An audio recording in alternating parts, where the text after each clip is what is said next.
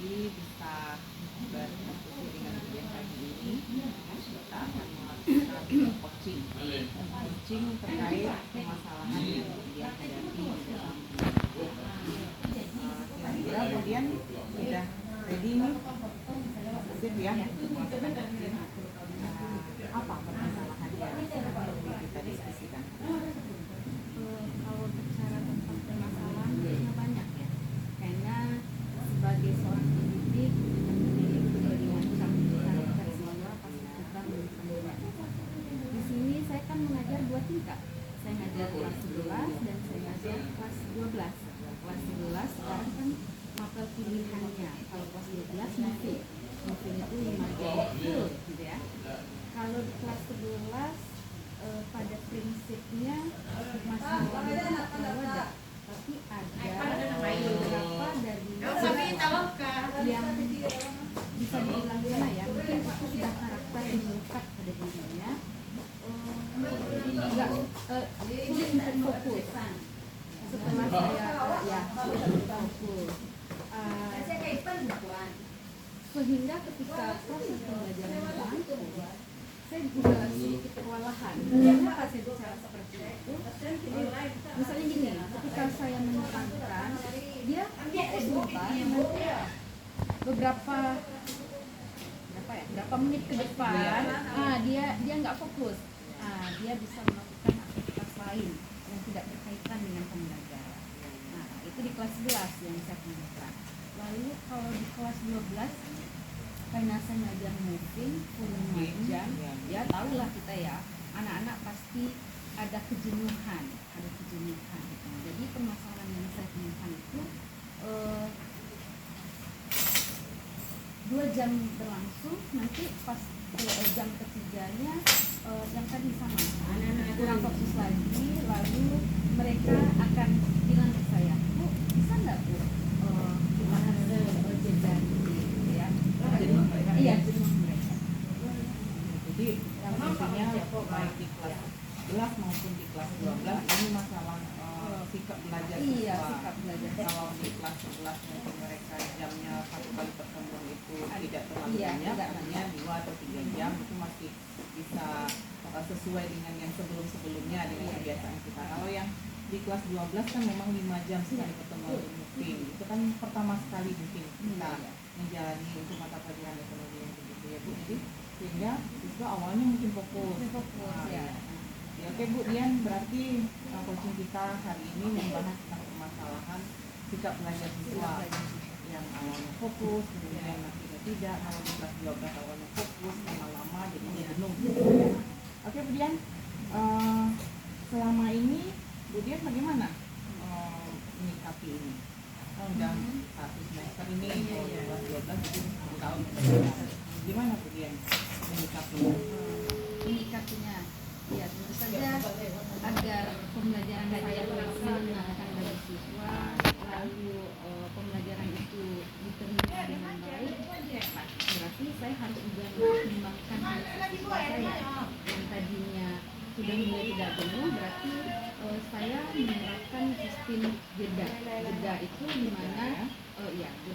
mana mereka bisa sedikit lebih santai, tidak lagi terfokus kepada pembelajaran.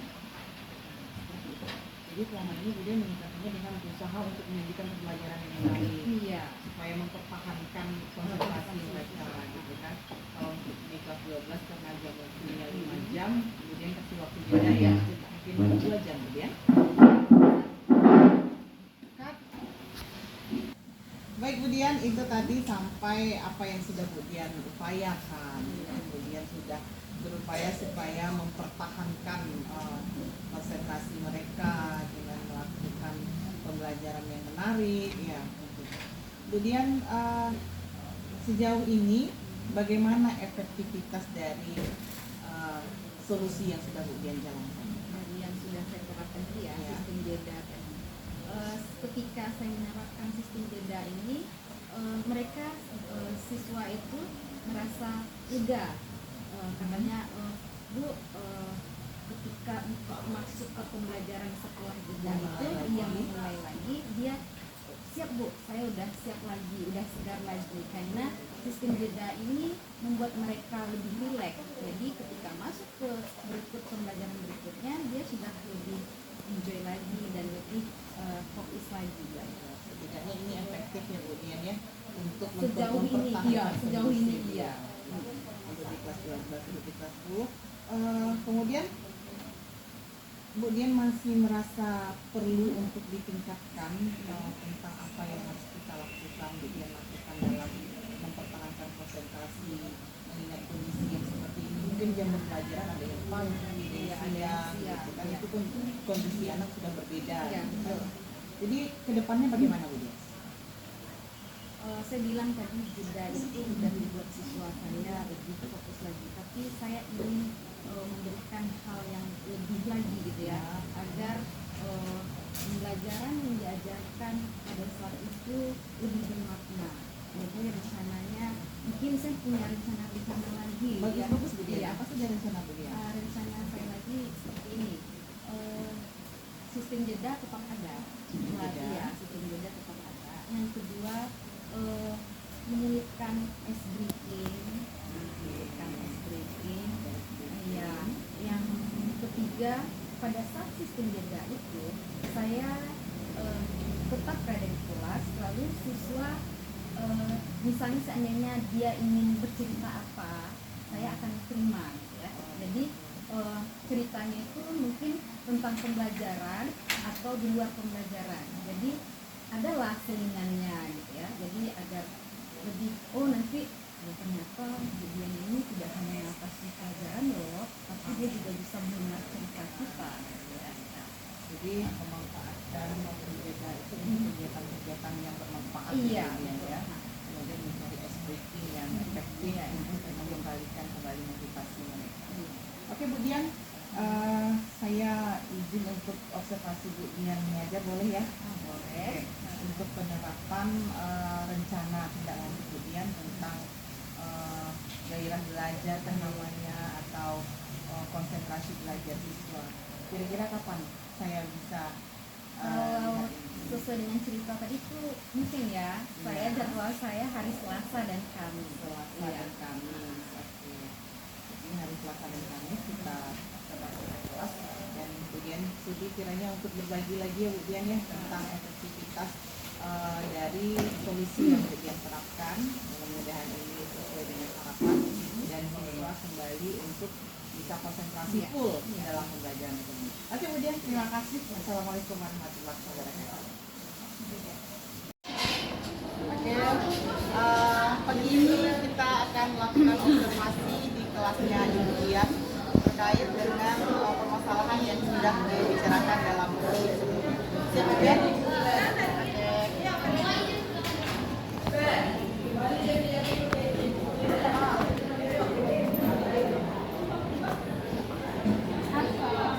Assalamualaikum.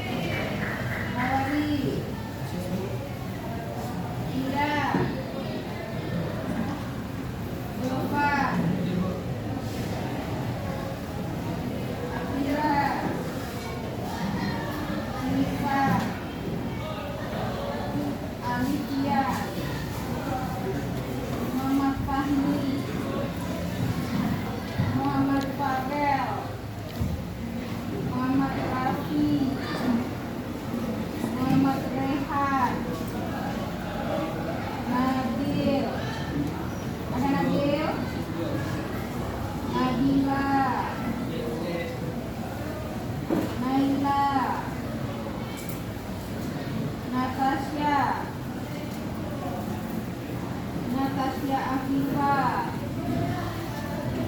Nuri, Tiara, Kaisa, Raka, Lisa, Robert, ada suratnya. Sabda, Sarah, Sheila, Tasya, Tina, Wendy. Oke. Selamat pagi semua. Sudah bisa kita mulai pembelajaran hari ini? Kalau memang sudah bisa dimulai, silahkan dikeluarkan yang berhubungan dengan ekonomi. Catatan, paket. Silakan handphonenya disimpan terlebih dahulu ya, LKS.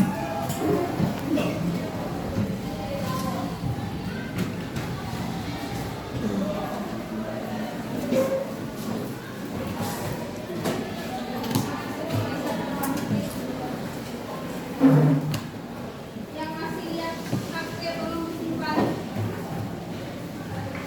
Nah, baik. Sebelum kita mulai pembelajaran hari ini, Ibu ingin tanya ya. Sebelumnya kita sudah bahas tentang koperasi ya. Ya. Di koperasi itu apa-apa saja yang sudah pernah kita bahas. Dari awal, koperasi itu apa-apa saja itu? Ada apa? Pengertian koperasi, lalu apa lagi? Landasan dan asas koperasi, prinsip koperasi, jenis koperasi, apa lagi? Sejarah koperasi, modal koperasi, kewajiban anggota koperasi, bidang-bidang usaha yang ada di koperasi. Tadi udah banyak ya. Nah, hari ini kita masuk pada yang sangat esensial sekali dari koperasi. Apa itu? Ada dengar kata SHU? Ada dengar? Nah, SHU.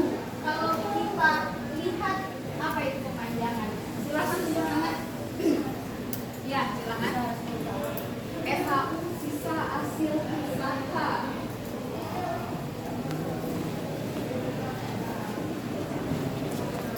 Nah, ini akan kita pelajari hari ini, sisa hasil usaha. Di SHU ada beberapa item yang akan kita pelajari. Apa saja itu? Kita lihat. Yang pertama itu adalah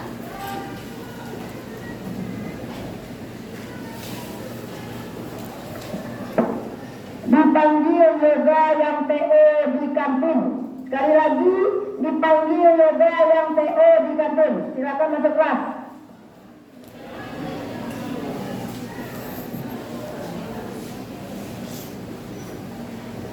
Nah, ada 3 item ya. Pengertiannya, lalu ada pendefinisiannya, lalu ada penghitungannya.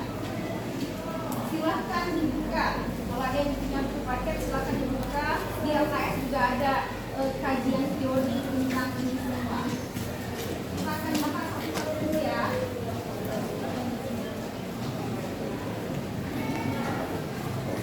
Saya lanjutkan. Thank you ya. Silakan. Nah, sudah ketemu? Sudah ketemu bukunya? Sudah. Kepanjangannya sisa hasil usaha. Kalau pengertiannya apa? Silakan. Yang bisa silakan tunjuk tangan. Silakan baca biar yang lain bisa dengar. Kalau yang masih bolak-balik belum ketemu, lihat di daftar isinya. Daftar isinya. Halaman berapa? Nah, halaman 15. Sudah buka? Nah, sudah. Ya, silakan. Siapa yang mau menjelaskan apa itu pengertian SHU?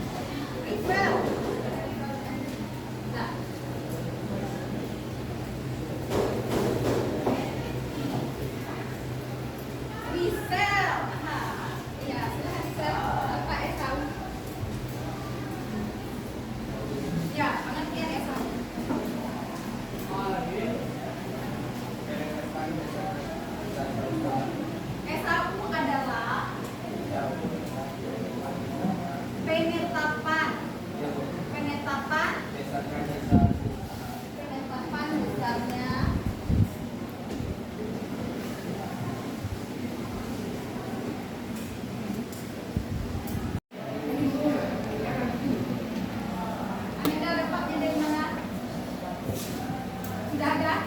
Sudah. Nah, benar ya. Ini adalah pengertian yang sempurna dari pengertian S1. Selisih untuk pendapatan dikurangi seluruh beban atau kewajiban. Pertanyaan pendapatan koperasi. Sekarang kita bayangkan, pernah nggak Ananda berhubungan dengan koperasi? Pernah? Pernah. Koperasi apa? Misalnya di sel? Koperasi sekolah. Sekarang di sekolah ada koperasi. Koperasi sekolah menjalankan kegiatannya dan siswa ikut memanfaatkan keberadaan koperasi tersebut. Pertanyaan, di sel katanya kamu pernah terlibat dalam koperasi sebagai apa? Oh, sebagai konsumen. Kalau begitu, apa kegiatan koperasi sekolah yang pernah kamu manfaatkan? Kalau sebagai konsumen berarti koperasi sekolahnya kegiatannya apa itu? Jual beli. Benar, jual beli? Benar ya. Jual beli apa biasanya di sekolah, koperasi sekolah? Alat-alat tulis. Sekarang LKS dari koperasi? Iya. LKS dari koperasi. Berarti yang ada di sini terlibat atau memanfaatkan koperasi yang ada di sekolah. Dari hasil penjualan koperasi tersebut, koperasi mendapatkan apa?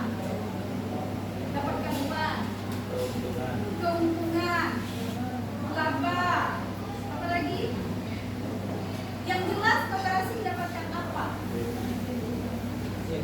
Hasilnya berupa uang, berupa pendapatan. Ya, berupa pendapatan. Iya. Sekarang koperasi sekolah kegiatannya jual beli. Lalu dari hasil jual belinya tersebut dia mendapatkan pendapatan. Sekarang, apakah koperasi sekolah juga punya beban atau kewajiban? Ada enggak? Ada. Seperti apa misalnya?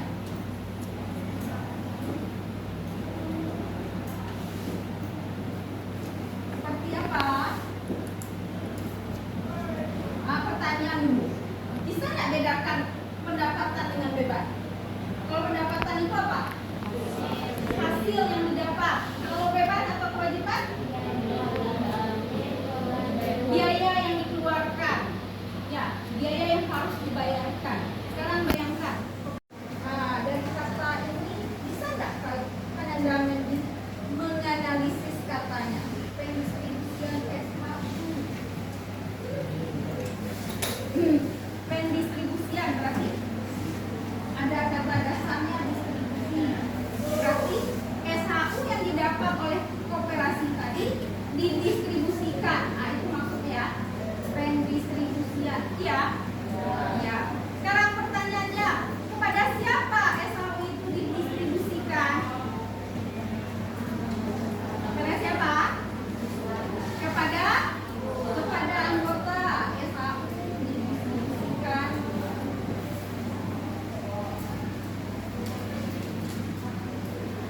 Kepada anggota koperasi. Nah, kita tahu anggota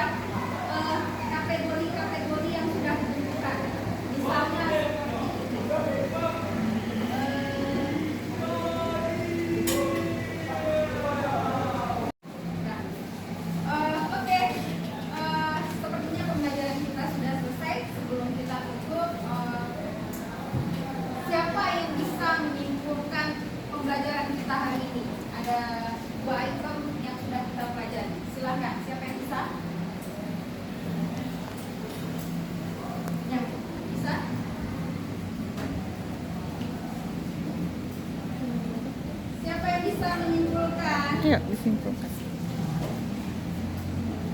Ayo silahkan maju ke depan membacakan kesimpulannya. Anda berdiri di apa saya silahkan di bangkunya saja. Ayo silahkan membacakan kesimpulan pembelajaran kita hari ini. Pembelajaran kita hari ini itu dari pembelajaran SAU. SAU adalah selisih seluruh pendapatan dikurangi dengan seluruh beban atau kewajiban.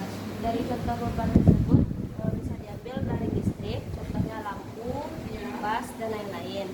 Dari pendistribusian SAU itu ke anggota operasi 25% ke jasa anggota, 20% jasa modal, 25% dana cadangan, 25% pengurus, 50% dana kesehatan pegawai. Terima kasih atas kesimpulannya hari ini. Baik, bagaimana?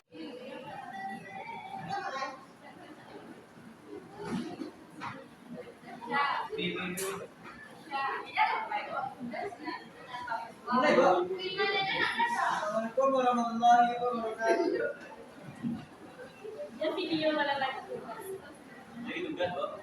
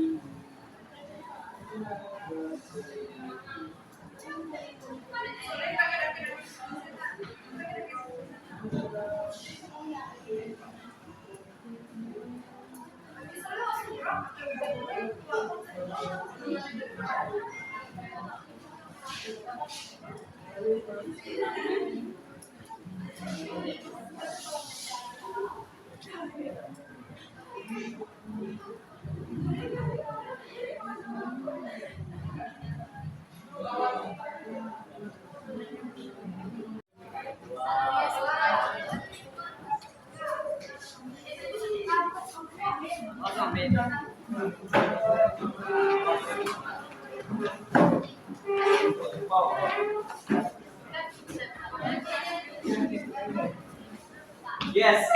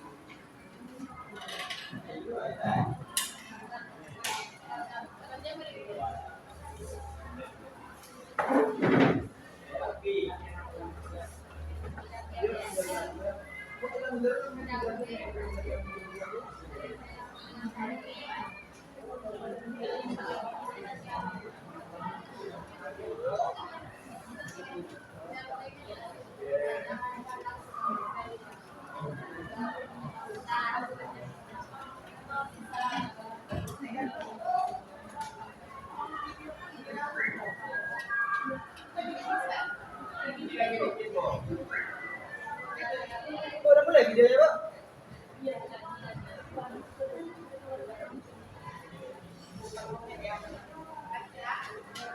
Dekat saya, Bu.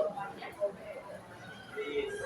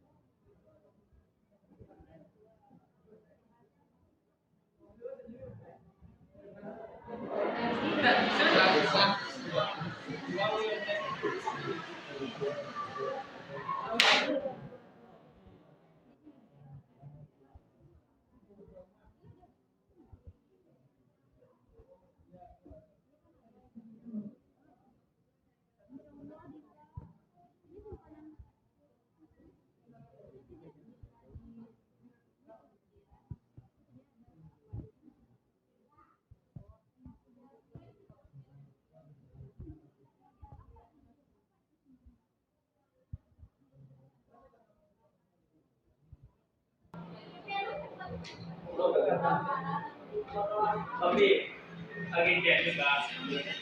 Kita lucu.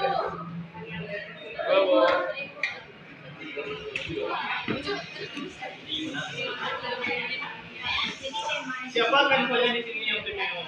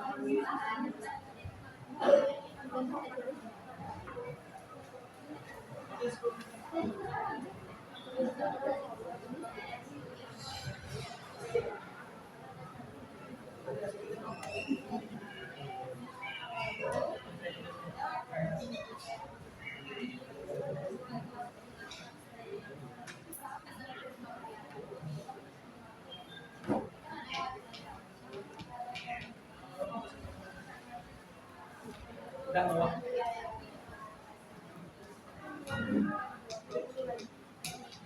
Udah. Ulang. Alif dulu. Oke, silakan.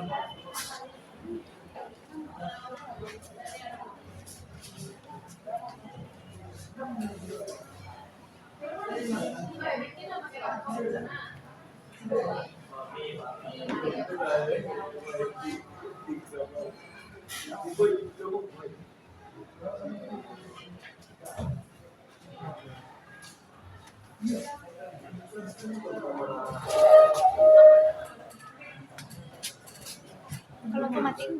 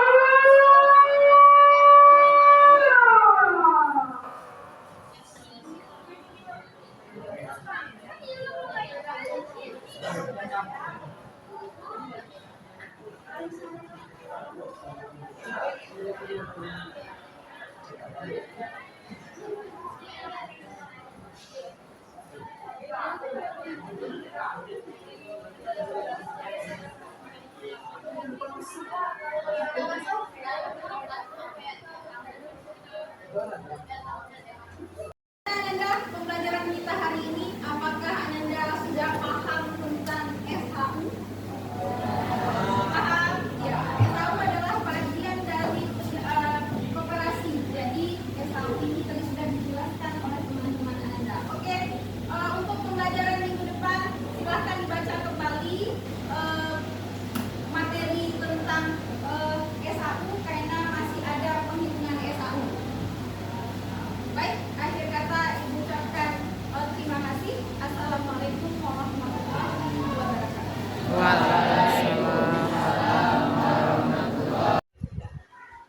Oke, kemudian kali ini kita mau melakukan refleksi tentang hasil dari observasi pada pembelajaran di kelas bagian yang kemarin. Kemudian sebelum melakukan observasi kita sudah melakukan percakapan melalui tim yang punya sudah disampaikan di sana apa-apa rencana aksi Budian. Sekarang setelah melakukan pembelajaran, melakukan aksi dari yang kita rencanakan dalam sebelumnya, bagaimana pembelajaran yang sudah dilakukan, apakah sudah sesuai dengan rencana atau ada hal-hal lain yang masih perlu ditingkatkan atau di luar rencana. Sebelumnya kita kan udah bicara tuh apa saja rencana kita kemarin itu kita kan masuk kelas dimana ada mapel yang membutuhkan waktu 5 jam proses pembelajaran, dimana kalau kita temukan banyak sekali permasalahan yang dihadapi, terutama itu datangnya dari siswa atau peserta didik. Peserta didik itu kalau mungkin kita sama-sama tahu ya, siswa itu fokus belajarnya itu 1 jam 2 jam itu nanti jam ketiga nanti mulailah timbul jenuh mereka, lalu gimana ya, dibilang bosan enggak, tapi tidak fokus. Di situ waktu itu kita berencana bahwasanya kita akan menerapkan adanya sistem jeda. Sistem jeda ini dimana kita terapkan SBK untuk mengembalikan semangat mereka, dia fokus lagi.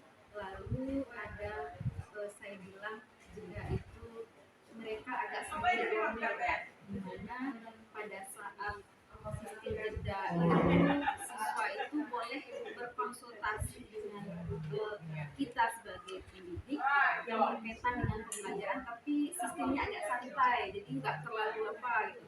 Mungkin mereka akan datang ke meja kita, mereka akan nanya secara langsung, tapi tidak terlalu bikin mereka nanti kalau sebenarnya nanti apa, beda dengan pada saat pembelajaran itu. Waktu kita terapkan itu baru apa ya, baru ice breaking yang baru kita terapkan, berarti yang kedua belum kita terapkan. Jadi saya ingin kedua-duanya itu bisa diterapkan sesuai dengan kemarin SBK-nya yang aksi yang barunya baru kita pakai ya, sistem bedanya belum sempat yang kemudiannya. Kemudian dari apa yang sudah sempat diterapkan dari rencana itu, bagaimana suasana pembelajaran pada waktu itu? Ya. Karena kita menerapkan ice breaking, mahasiswa fokusnya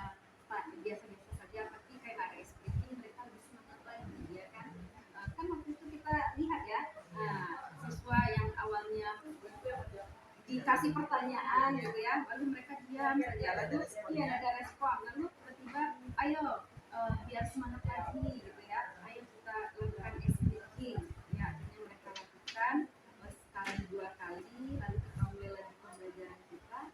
Kan waktu itu kita lihat sudah mulai satu-satu mereka menunjuk tangan, apa tunjuk lagi gitu ya. Dari pembelajaran yang sudah kita lakukan itu, kemudian masih merasa ada yang perlu ditingkatkan selain apa tadi, selain menerapkan sistem jeda, ada yang kurang pas mungkin dalam pembelajaran yang kemarin itu yang rasanya bisa diisi dengan suatu rencana yang lebih membangun lagi. Pasti ya, kita pasti sekali pada saat kita mengajar itu PBM kita berlangsung sesuai dengan apa yang kita harapkan. Ya, kita rencanakan A, B, C gitu ya. Dari rencana-rencana itu mungkin ada beberapa yang sudah diterapkan, mungkin belum. Lalu pasti akan ada lagi terpikir nanti kalau kita kasih hal yang beda lagi, mungkin akan lebih menarik lagi pembelajaran kita ya. Karena kita tahu siswa yang ada di kelas itu sangat beraneka ragam ya, dengan karakteristik yang beraneka ragam. Kita kembali lagi pendekatan apa yang cocok untuk menerapkan pembelajaran ini agar pembelajaran ini lebih menarik, bermakna. Iya. Lalu saya juga sempat berpikir bahwasanya saya akan menerapkan pendekatan berdiferensiasi. Karena saya lihat situasi karakteristik peserta yang berbeda-beda kan ya. Nah, maka diferensiasi adalah salah satu dari sekian banyak pendekatan, mungkin itu pendekatan yang cocok ya, cocok untuk kita terapkan. Jadi ada celah atau peluang yang rasanya untuk menerapkan pembelajaran berdiferensiasi dari kegiatan itu ya. Kemudian penerapan kembali tentang sistem jeda, semacam komunikasi ya, baik tentang pembelajaran atau tidak. Kemudian dari apa yang sudah kita laksanakan di dalam pembelajaran itu, melaksanakan aksi-aksi yang sudah kita rencanakan pada pembicaraan sebelumnya, menurut kemudian efektivitas dari penerapan aksi itu terhadap sikap belajarnya, terhadap partisipasinya, terhadap suasana belajar, gitu. Bagaimana Bu? Jadi pengaruh yang apa yang dilakukan ya, sikapnya, lalu bagaimana partisipasinya. Iya. Kan tadi kita apanya ngincarnya motivasi belajarnya ini, fokusnya gitu. Kalau kita lihat ya dari apa yang sudah kita rencanakan dan kita terapkan itu, jelas sekali akan ada perubahan yang didapat oleh peserta didik kita. Ya enggak? Misalnya begini, dalam hal sikap siswa kita lebih gimana ya? Lebih merasa percaya diri, dirinya lebih tinggi karena dia sudah diberikan kesempatan untuk bisa menjawab pertanyaan. Jadi itu semakin tinggi ya, karena tadi udah kasih ice breaking, lalu nanti bunyi ternyata nggak menakutkan gitu ya. Dia bisa merangkul kita gitu ya. Ngapain takut menjawab tangan? Jadi rasa percaya dirinya meningkat daripada sikapnya. Lalu kemampuan belajarnya yang tadinya apa ya, mungkin fokus itu kurang, sekarang merasa saya harus fokus gitu ya, harus fokus lagi dengan pembelajaran. Kemudian dari apa yang sudah dijalankan, kemudian sudah maksimal perlu ditingkatkan dalam pembelajaran itu. Kalau bicara sempurna, nggak ada yang sempurna. Saya merasa perlu ditingkatkan karena ada beberapa hal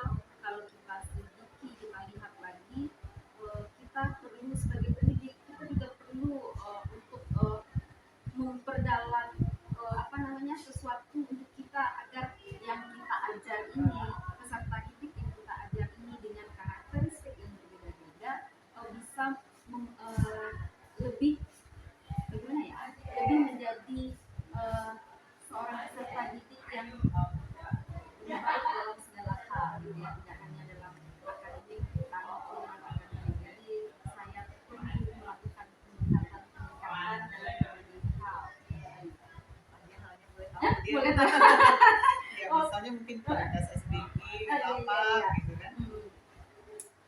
Dalam hal apa ya? Contoh Contoh aja. ya. Mungkin saya perlu meningkatkan lagi penerapan pendekatan belajar pada metode. Jadi saya lihat dengan beraneka ragam karakteristik siswa, tidak semua materi itu cocok dengan berdiferensiasi karena ada lagi pendekatan.